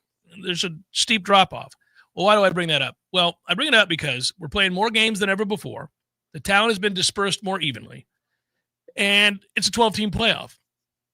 what you're going to see and what we'll continue to see is a shift in what you view a consistently good program to be. Meaning, are they in contention for their conference championship more years than not? In a 4-year window, 3 out of those 4 years, are they in it? Do they have a chance to play for their conference championship? And if so, that means you're 1 game away. If you're a Power 4 team, you're 1 game away from, likely competing in a 12-team playoff. You're going to get it. You're going to get your shot. And, home playoff games go a long way in making a fan base feel good and view the season as a success. And that can all happen when you lose 2 games a year. It can happen that you lose 2 or 3 games a year if you have a brutal schedule. Like the one we have next year is really difficult. If we went 9-3 with that schedule, depending on what the losses looked like, and we're not going to, Tom, as currently constructed, but let's just say that happened, you would be a fringe playoff team at that point because that schedule's brutal. It's like Florida's schedule this year. If they won 9 games with that schedule, they would deserve, in my mind, to go to the playoff. It's a ridiculous schedule. What we view good seasons as is changing. It's becoming more NFL-like. We are watching Saturday to Saturday, understanding that very few years are you going to field a team capable or healthy enough to go undefeated. Used to be there was 14 straight years I went into seasons thinking that Florida State had a chance to go undefeated, and if they didn't, I'd be pissed. Well, that's long gone. That's long gone. Well, and also think about how much more angry you would be with our situation if there were still only 4 teams allowed at the dance. The fact that the cutoff is at 12 makes it seem so much more accessible, and so the mountain is less steep. Yeah, but that makes me angrier, not less angry. I get more angry. We're not even in contention for a 12-team playoff. Mm-hmm. Not even close for a 12-team playoff. No, man. That's what I mean. I all at once can accept as a viewer and fan of college football that we have to view these weekends, these games, these seasons, these schedules as something akin to, not totally, but something akin to an NFL schedule. Nobody goes into the NFL season expecting that their team is going to go undefeated. They're not. It's a salary cap league. Everybody, in theory, should have pretty much the same team. But the point is, obviously, how well you're run. Did you draft the right quarterback? Have you developed? That kind of thing. But this is one reason, to apply it to Atlanta right now. So they bring in Raheem Morris. Okay, fine. Raheem Morris has had a chance to mature as a coach since he was a really, really young head coach briefly in Tampa, and everybody knew he'd get another shot, great football mind, all those things. So they bring him in Atlanta, and if I were an Atlanta fan right about now, would be going, Raheem, we may have a problem here, buddy, because you can't lose 30-0 to Carolina. I might give you one stinker every team, every year. You get a game where you're like, whoa, they weren't ready. They were injury riddled. That thing snowballed. Forget about it. Tough day at the office. Long season. Can't have 2. You just got blown out by a Miami team who was smoked the week before by Cleveland, and Miami stinks. So why aren't they prepared to play?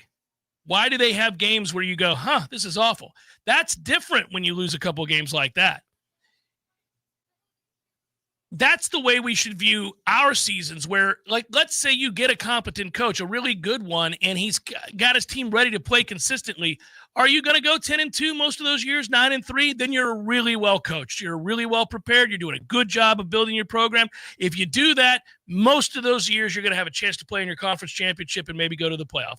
And I'm okay with viewing college football that way now in a way that I didn't in the past.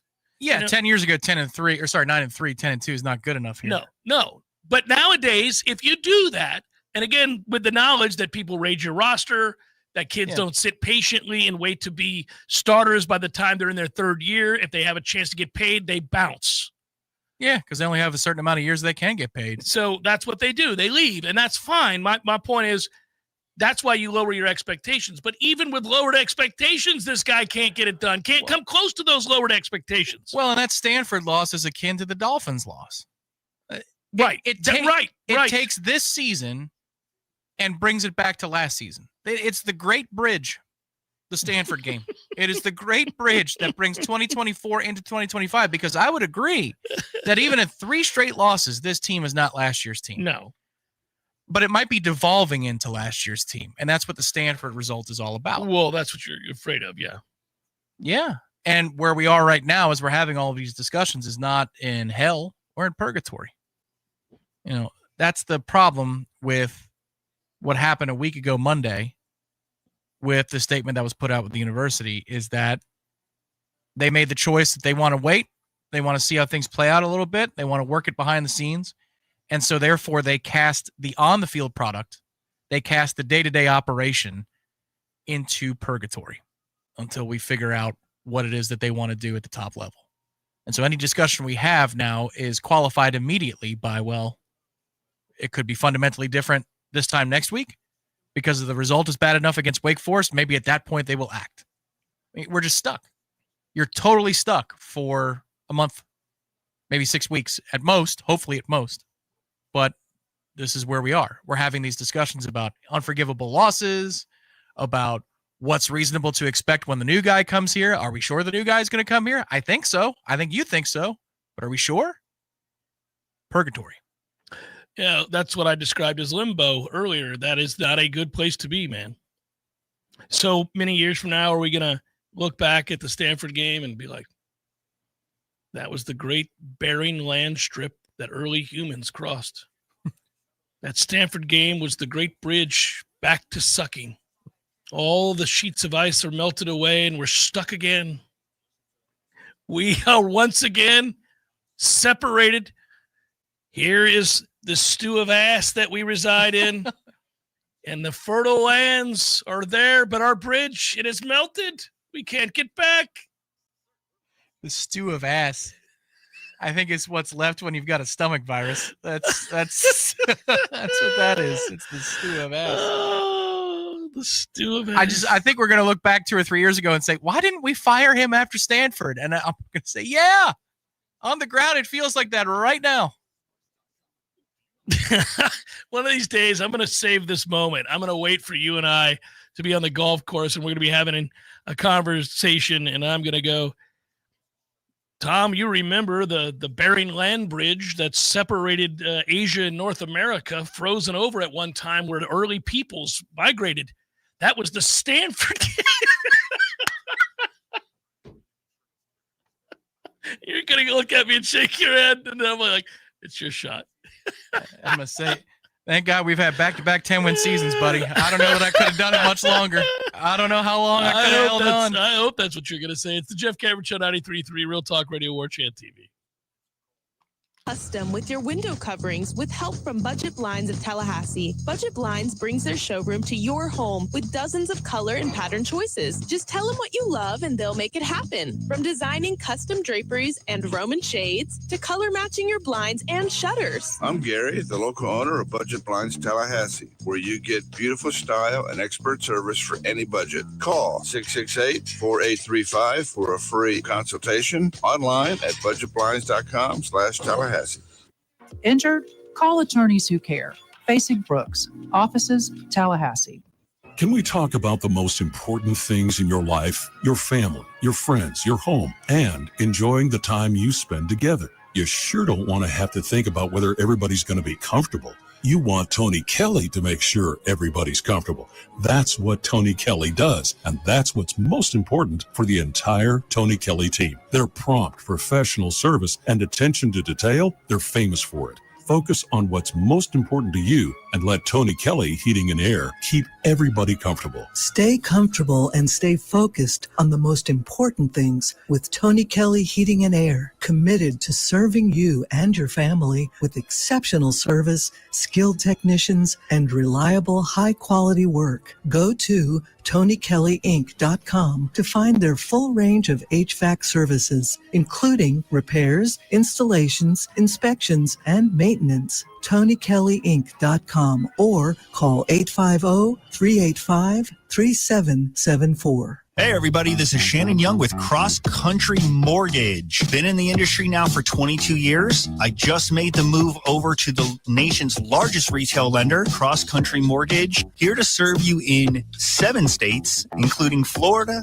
Georgia, Alabama, the Carolinas, Tennessee, and the state of Texas. Here to offer better service, better rates, and if you were thinking about buying or if you've been on the fence and been waiting to call me, now is the time. You can still find me at loansforknowles.com. That is, again, loansforknowles.com. I've helped thousands of fellow Knowles get into their dream home, and I can't wait to help you get into yours. Give me a call today. I'm at 954-369-6171, or go to loansforknowles.com. Again, that's 954-369-6171, and that's loansforknowles.com. Equal housing lender, NMLS number 373031. It's October, and that means it's Breast Cancer Awareness Month. And once again, it's time for Kraft's Go Paint Cookout. Friday, I'll be cooking out at Kraft Nissan. Come make a donation and enjoy the cookout. Kraft Nissan and Infinity have been helping the cause for years, and we won't stop until there's a cure. No matter what printing you need to keep your business running, we can help. Hi, Jason Butera here for the Printery. Reduce your stress and give us a call. From new product brochures or posters to yard signs, postcards, even letterhead and envelopes, the Printery sets the standard in personalized service with outstanding results. We offer full-service graphic design and free pickup and delivery. The Printery, home of 36-cent color copies. If it's ink on paper, we've got it covered. Call us today, 877-6418. 877-6418. From the championship stage to coaching change and everything in between, Warchant.com remains your home for the best FSU football coverage in the business. Brutally honest columns and features, market-leading multimedia presence across video and podcast, the largest FSU fan community with a staff that combines for over 100 years of experience covering the Noles. When change comes, Warchant.com is your home for analysis from every angle. Warchant.com, your ultimate Seminole sports source. Sign up today. This is Field Talk 93.3. Jeff Cameron Show is a production of the Warchant.com Multimedia Network. Check out Warchant.com today for the latest news inside Florida State athletics. That's Warchant.com. Now, back to Jeff on Real Talk 93.3. Yeah, I do want to, en masse, be able to have the conversation about what's next. I know, Tom, that you, every second that goes by that he hasn't been fired grates at you. I've already kind of accepted. I thought they should have done it immediately. We've all documented that. I'm less concerned about it right now because the season's a wash. What I am concerned is, who are they talking to? What are they doing to, I guess, rearrange the deck here and figure out exactly the approach? Are they doing something behind the scenes within the athletic department? Are they deciding that, they're going to negotiate some sort of arrangement with Jimmy Sexton as to, who are the candidates and, that conversation? Do they want to do business with him again, or are they going to cut ties completely and go a different route? I want to know the hows and whys of what's happening behind the scenes right now, because I've already said that I think, and I do believe this, that Mike Norvell will not be the head coach here next year. So fine, I've got that. I agree with you, by the way. I would have already done it, but they didn't. So, okay, got it. Now I want to know what we are doing, though. What are the things that we're trying to put in place right now? I would imagine this would be a weekend in which those whispers would grow louder just because it's a home game. People are going to be around. Yes. Those that care to hop in the private jets are going to come down, have those important talks. And so there would be some chatter that we could gather intel on. I'm Monday. hoping they're all here. Yeah. That I usually get information when they do arrive, when they do come to town. I'm able to talk to some of those guys myself. But if I don't talk to the other very powerful money people, they are talking to the ones that I'm talking to. They're all in those small, it's very, very small circle of people, and they talk to each other. And so as long as you have some ins with those guys, you can, and gals, you can deduce some things about the actions that are being taken or not taken, for that matter. And I'm kind of curious to see if we get some of that. It is homecoming, and that helps Florida State immensely, because I think if it were just another run-of-the-mill game, you might see a very small number in that attendance column. You might be looking at, 50, 40,000. But it is homecoming. Seats are already sold. People tend to come back to homecoming just because it's a chance to engage in more than watching a football game. Well, I think the weather helps as well. There might be some folks that don't go because it's too cold, but it's not going to be soft ass. Too cold. Well, if it was 110, you probably wouldn't go at this point. Well, right? there is such a thing as too hot. Good God. Yeah, well, we're not dipping into the 20s, Tom, to have the equivalent. I think between the two weathers, this is the better one for somebody to get in the car and say, oh, it's going to be beautiful weather in Tallahassee. It's a gorgeous day to tailgate. Are you kidding me? 70 for a high? I could go up to Hotel Indigo and hang out with Jeff and Tom? Yes. Wow. I could have an ice cold beverage and enjoy the cool air on my face while we talk about this mess. And I need to bring the fleece into the stands with me in case there's a breeze at night? Oh, forget about it. Better wear that pullover. You don't get a whole lot of cold weather Doak Campbell Stadium. I will shamelessly plug our friends at Garnet and Gold. Mm-hmm. I have a gorge. I just wore it yesterday for the first time. Hadn't had a chance to wear it yet. This beautiful one I got before the season from Garnet and Gold. This nice little fleece pullover. It's gorgeous. It's the right color garnet. Oh, nice. It is. It's just thick enough to keep that cool edge off your arms, but not so thick as to make you uncomfortably warm when you enter a dwelling. Sounds like a good golf pullover. It is a perfect golf pullover, wear around the house pull. You'll find this pullover works anywhere, Tom. If you just dial now, GarnetandGold.com. I wore it yesterday. Loved it.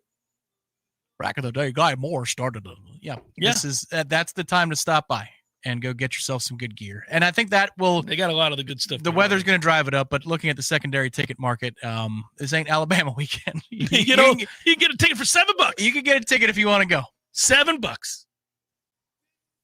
I think I could do that for $20,000. I'm gonna give you $500 cash for the entirety of the Loge box. Yes, I want all. How many are in the Loge?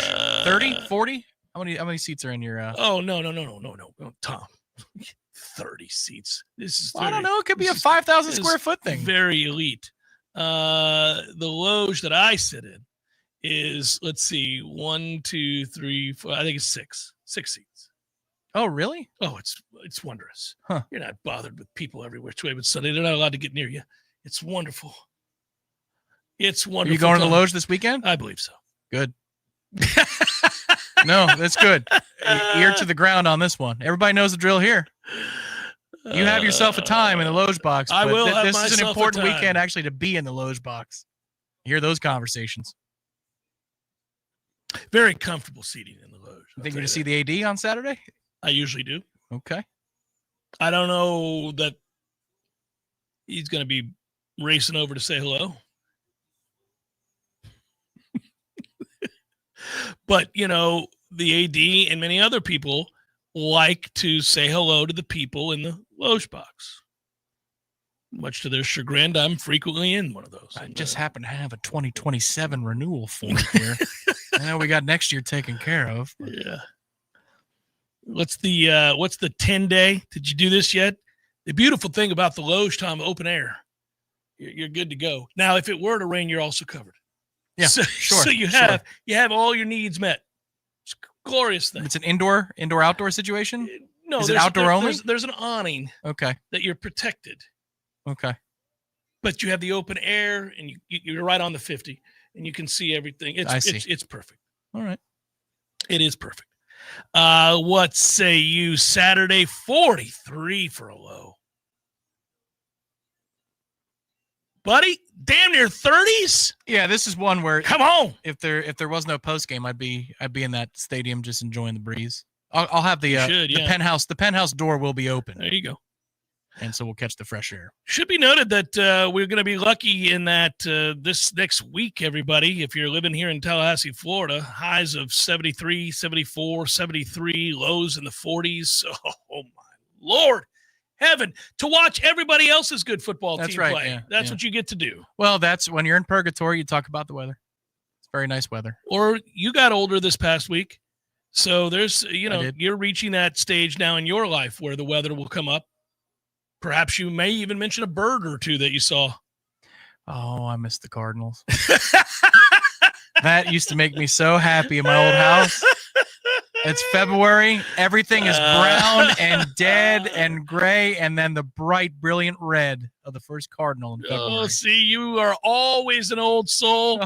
Now you're aging into that demographic where you can talk about cardinals and the weather. I didn't go looking for them. It's the window where the toilet is. So you're always looking outside, and you go, look at that cardinal.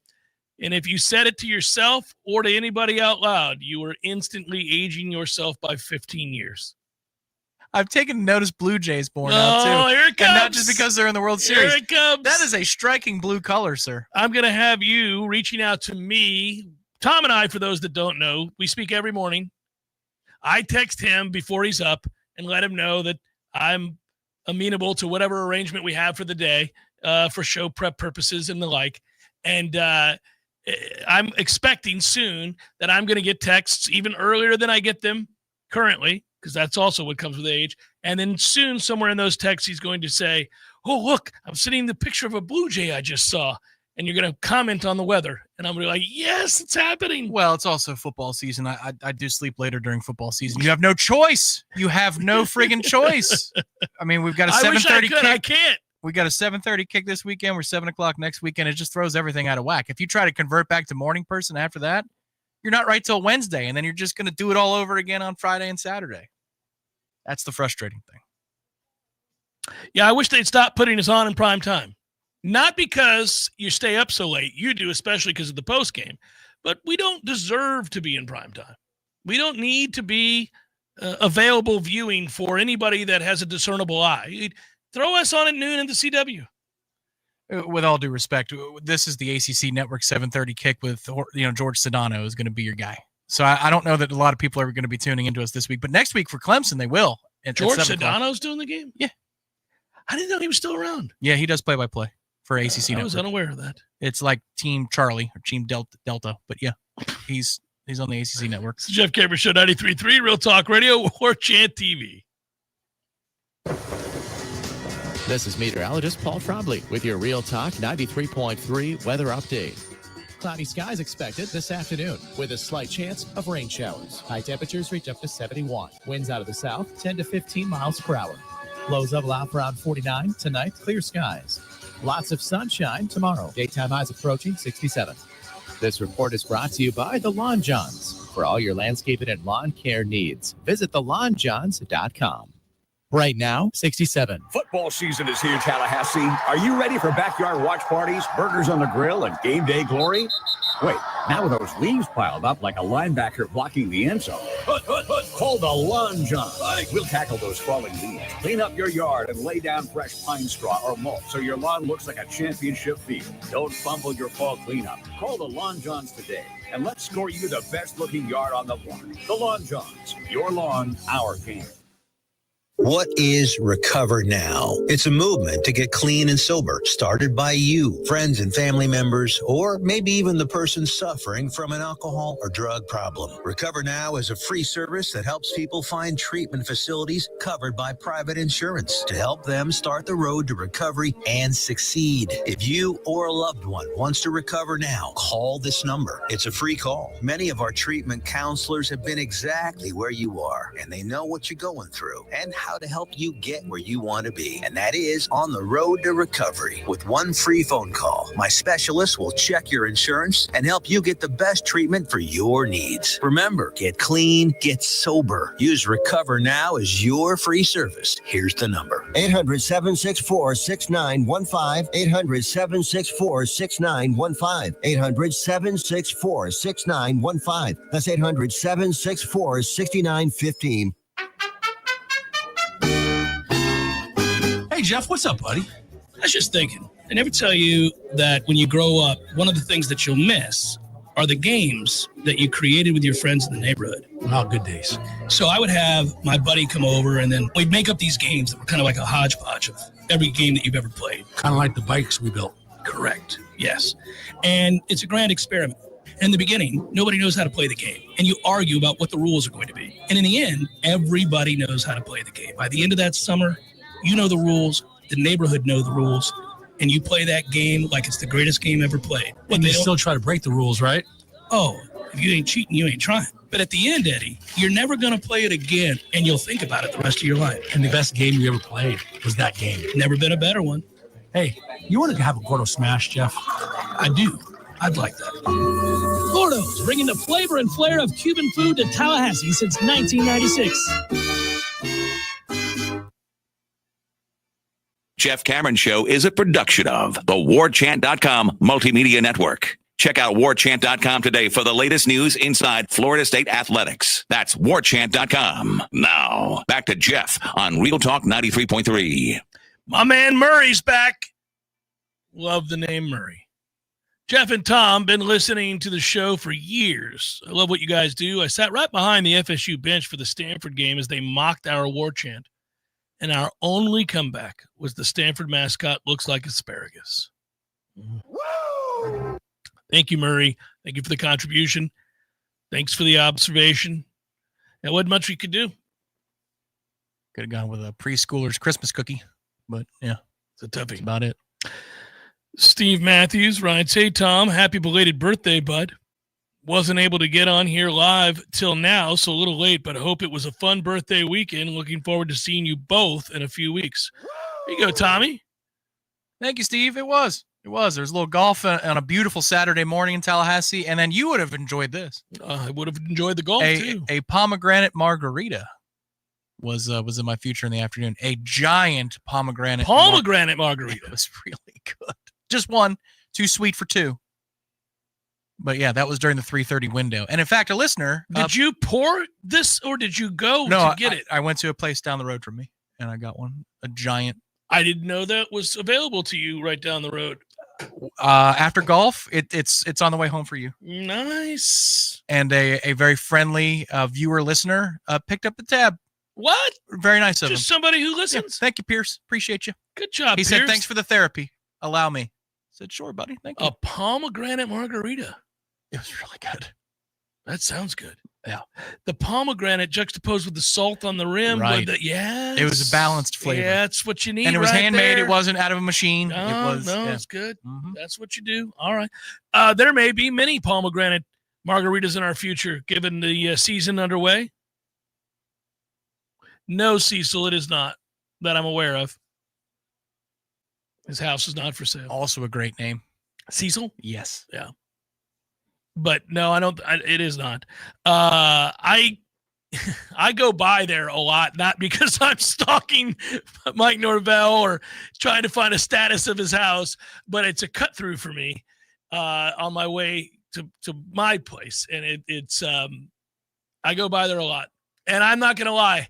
The last 2 times I've been like looking carefully to see if there's They're putting up Halloween decorations. Telltale signs. What do we got here? Yeah, I have looked both times. I want I want to play on the hoop there. I mean, I've got a good hoop at my house, but he's got a good hoop there. The players were playing, and as you could well imagine, that day that they were playing, you see some athletic feats that defy logic, like 300-pound men reverse dunking in the like. You're like, okay, that's ridiculous. That's how good an athlete they are. Is hooping in your future after football season is over this week? The boys going to play again in the alley, or is that time not as frequent as it used to be? It's not as frequent as it used to be. Bryce has moved on, has passed me by he's a very good player. He's a very, very good player. He has boundless energy is the problem. I can hang in for a game and use my physicality, but we get into the second game, I can't move. He's like, takes me out up top. Oh, come on, old man, come on out here. The problem is if you leave him alone, he makes it. That's where it all changed. It was you used to be able to sneak some rest and keep him out on the perimeter because he was a wildly inconsistent shooter. But he figured out, I better learn how to knock this down because Dad won't come out here and guard me because he doesn't think I'll make it. And then he rebounds, and now he bullies me, and he's going to win. But he started making them routinely. I mean, like 6 in a row. I'm like, if I don't go out there, he's going to make the shot. So it changed everything, Tom. It really ruined my world. Are you all make it, take it in your family? Depends. We declare before the game starts. Okay. We do both. All right. There are days that it is, and I always take the ball first because if I can make my first couple shots, I have a chance because I get hot. I'm a streaky shooter. Okay. I'm either really, really good or off. And when I'm really, really good, I don't miss. So it's like, give me the ball. We'll see what kind of game this is going to be.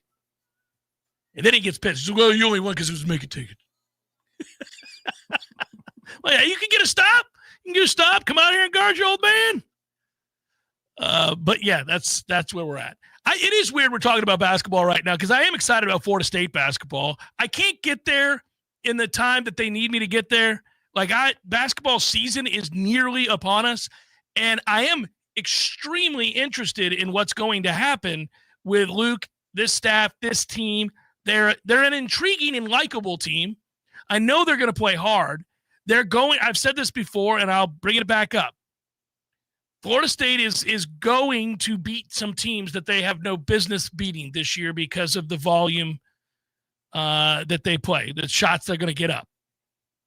But they're also going to lose to some teams they should not lose. And really where they'll get exposed, I do believe, just from a matchup standpoint, I think they're going to have some problems in the paint. You know, when he was flipping the roster on the fly, quite literally just bringing basically together a brand new team, they were hard-pressed to find some really talented bigs. And I think some teams, if they're capable of slowing it down and getting us more into a half-court game, if they go old school and feed the post, I think we're going to have some issues there. But obviously that's the gig, right? That's the rub. You're going to go into every game watching who's controlling tempo. Yeah, I think what you're going to have a lot of is first half and early second half timeouts by both coaching staffs to try and break whatever tempo there is. Everybody take a break. When the whistle blows, we're going to slow this thing down if you're our opponent. Or if you're Luke, stop pounding the ball into the court. Let's go. Timeout. Let's get the shot up and let's move.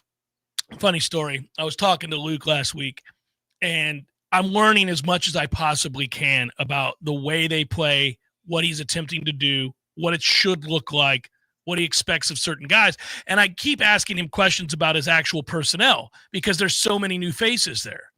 And I want to know when I'm watching a game what I should expect the best version of that player to be and his role within an offense or how he plays this defense.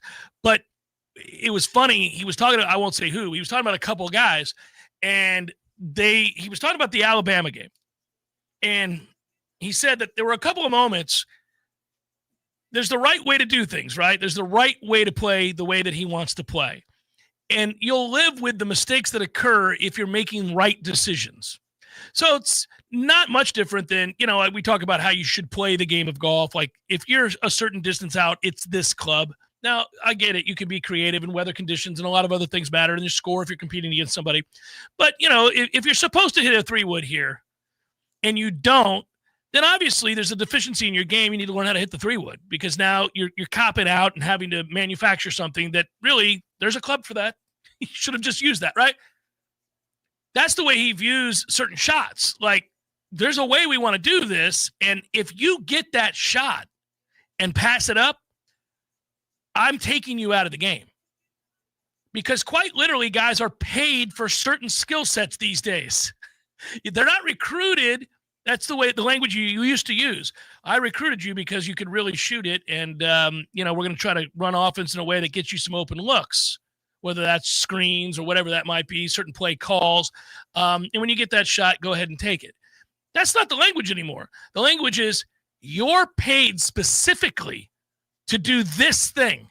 That's why I brought you here. I scouted you and said, you can really shoot it. So here's the deal, my man.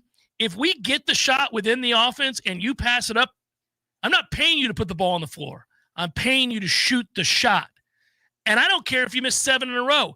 The 8th one that comes, if it's the right shot in the right play, you better shoot it or I'm pulling you. I was like, there you go. This is what I want to hear. This is music to my ears.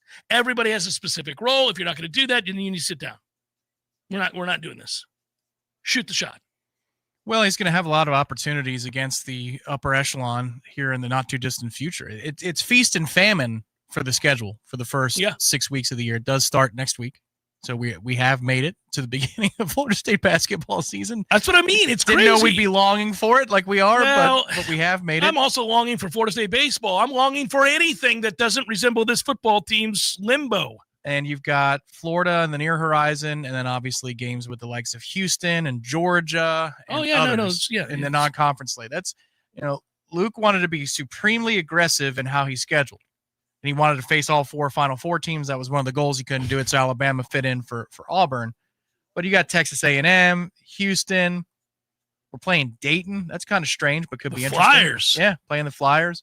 All the way up until December 30, which is you're kicking into ACC's schedule at that point. But you're on the road in Chapel Hill, the place where it all started to finally fall apart for Leonard Hamilton in the last go-around.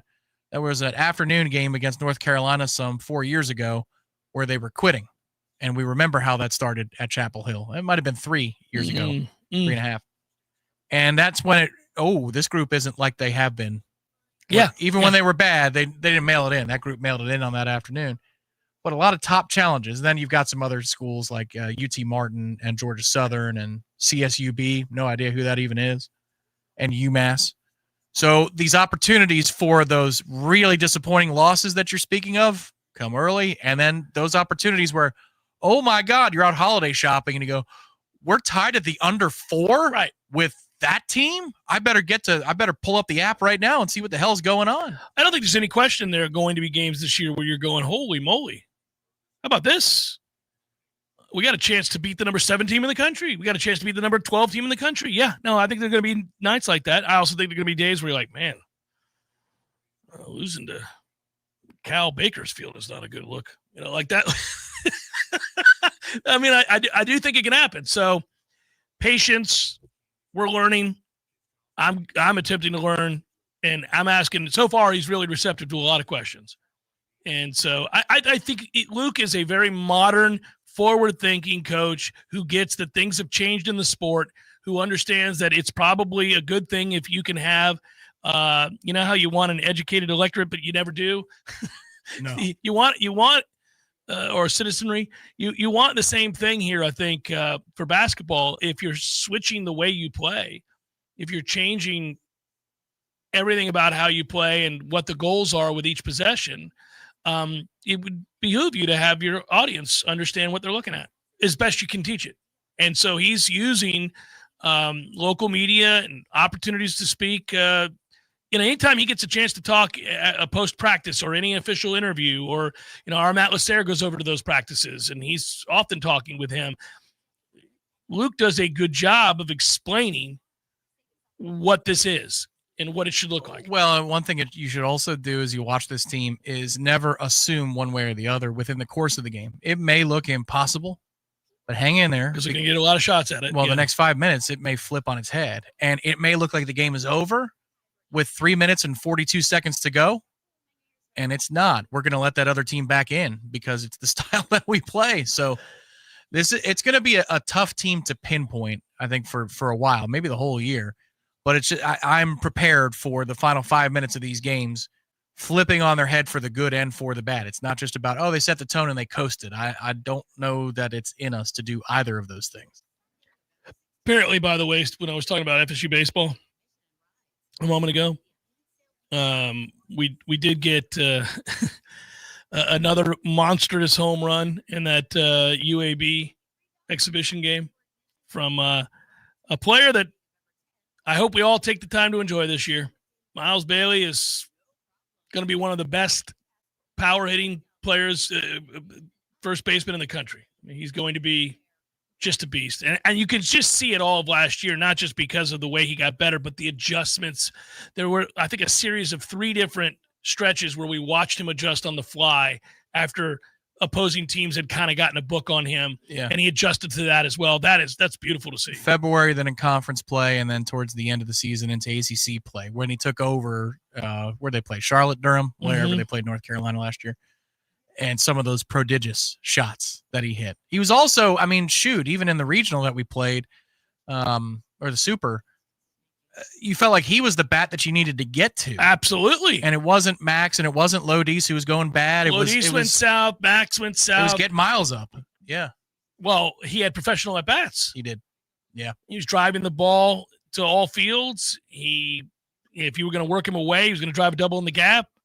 Had the power to hit a couple of those out as well. So No, you're going to watch a guy that has a chance to be a star. And I think a star, not just in college baseball, I think you're looking at a guy that's going to be a star in Major League Baseball. It's been very cool in the last few years. You've got these guys that you look around out there now and you go, man, I mean, Cal Raleigh this year turned into a mega star in the game, not just a former Florida State player that had a good year. He's a star.